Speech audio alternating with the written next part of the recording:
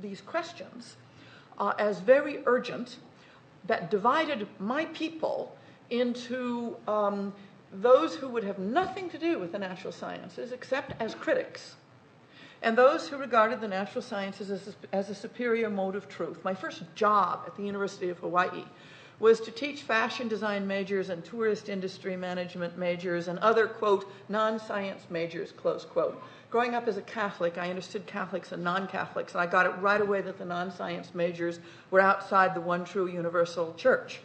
To teach the non-science majors the superiority of the history of positive science over and against religion and politics. And we were supposed to teach example after example of reason against opinion.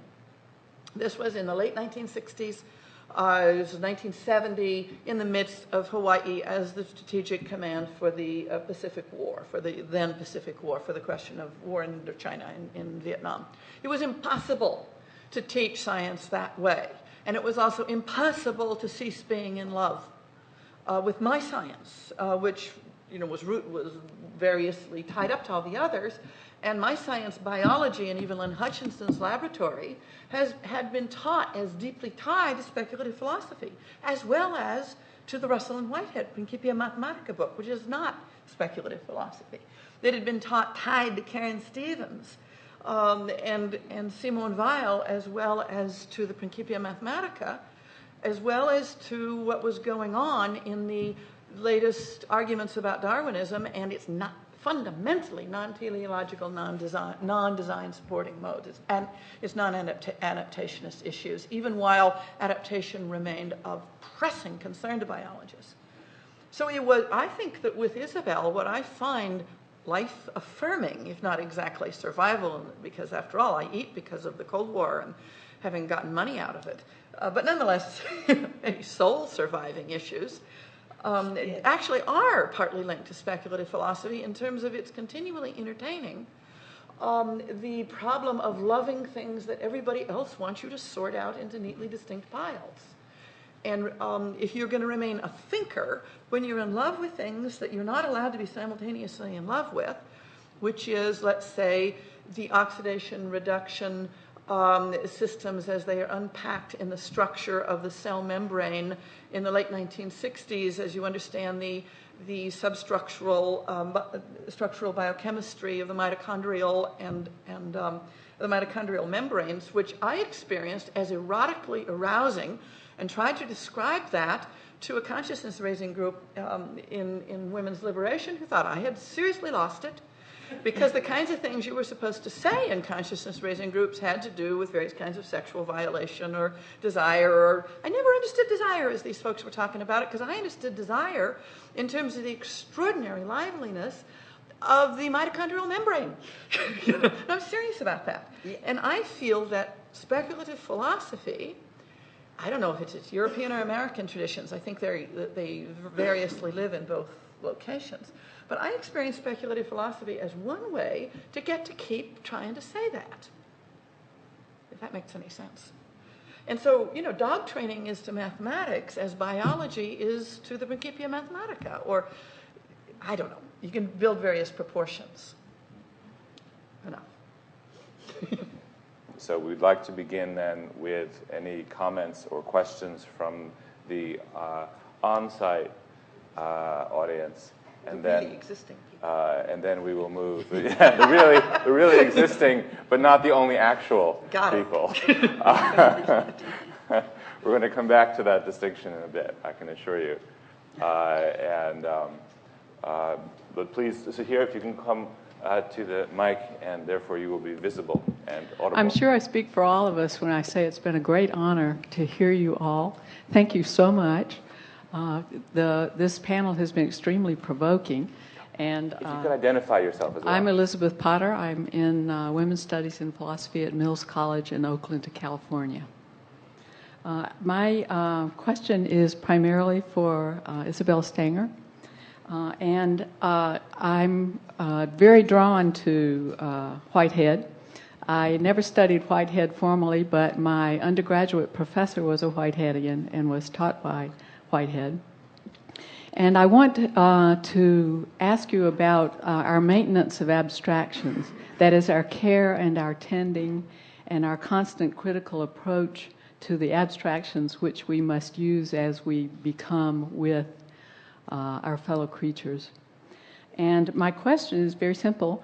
It is that I'm asking, when we maintain these abstractions and produce new propositions, we are constrained by what? That is, we maintain them in the light of what?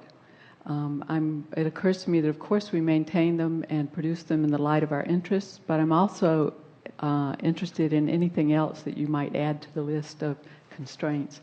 Thank you.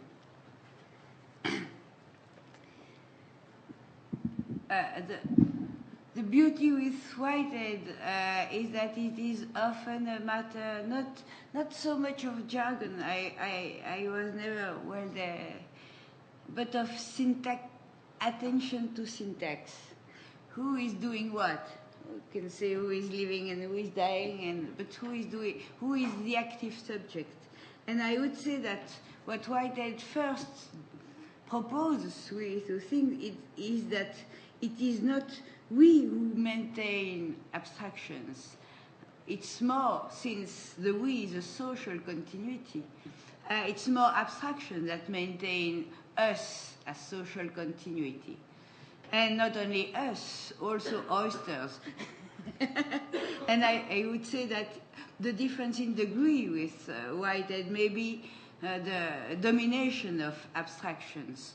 Maybe oysters are more dominated by their habits.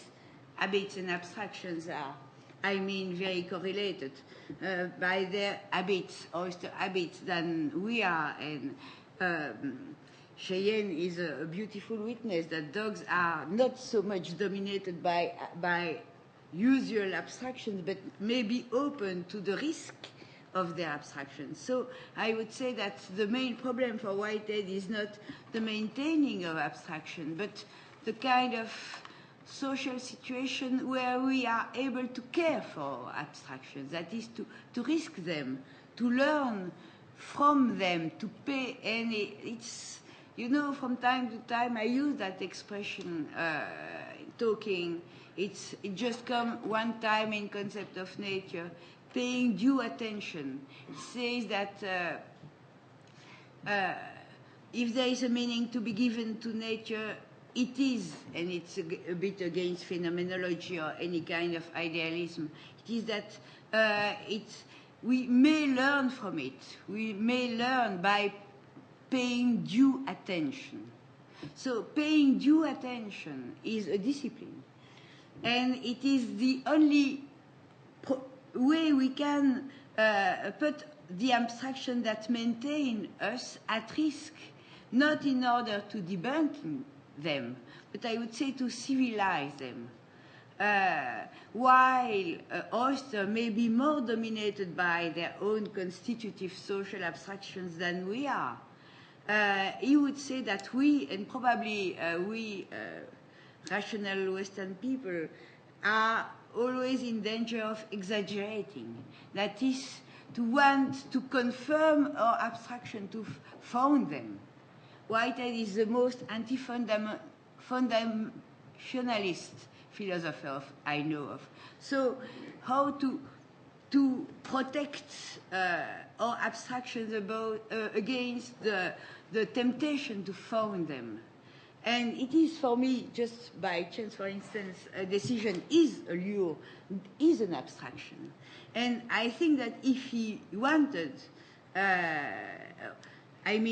one of the meaning of actual occasions as producer producing decision, produced and producing, first producing, then produced by decision, was to be able to use decision, which was an abstraction which really did matter for him, came to matter for him, but to put it to the test, meaning that when he is defining occasion as deciding things, it is also the way not to put our own experience under the spell of decision, we do not, I mean, decision for us, it's very exaggerated. What we may be responsible of is to risk our abstraction and learn from the interaction, we could say, between our abstractions and what we meet, what we encounter. So we do not maintain. They maintain us, but we may be responsible for the quality of the maintenance, where I come back to the engineer problem. It's a loop.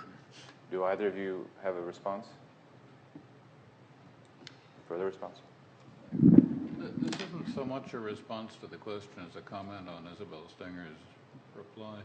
Perhaps I could put one issue between us by